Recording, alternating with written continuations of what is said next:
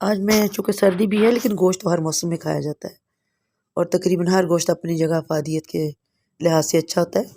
لیکن میں آپ کو یہ بتانا چاہوں گی کہ سب سے اچھا گوشت بکری کا ہوتا ہے۔ اور اس کے علاوہ جس بھی جانور کا آپ گوشت لیں، اس کی جو دائنی سائڈ ہوتی ہے یعنی رائٹ سائڈ ہوتی ہے، اس کا گوشت دوسرے گوشت کی نسبت زیادہ افادیت والا ہوتا ہے اور بہتر ہوتا ہے۔ اور سینے کا گوشت اور اس کے دست کا گوشت پٹ سے بہتر ہوتا ہے، لیکن یہ دیکھیں کہ جو جانور کا ہم گوشت لے رہے ہیں وہ جوان ہو، اور جو جنگلی جانور پرندے وغیرہ ہوتے ہیں ان کا گوشت بلغمی امراض والے لوگوں کے لیے بہت ہی اچھا ہوتا ہے، یعنی جو راشا فالج لقوا وغیرہ کے مریض ہوتے ہیں یا جن کو کھانسی بہت ہوتی ہے ان کے لیے جنگلی پرندوں کا گوشت بہت اچھا ہوتا ہے۔